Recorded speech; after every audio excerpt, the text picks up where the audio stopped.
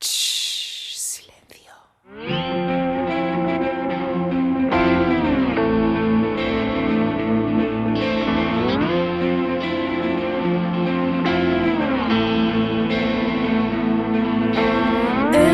Encontraron donde siempre supieron que estaban 45 cerebros y un corazón. Ante tal descubrimiento y estupor de los presentes, vieron la luz conservados cual cuerpos de faraón. Aquí sin mito ni rito, abandonados el tiempo, arropados por el lodo, cerca de alguna urbanización. 45 cerebros y un corazón.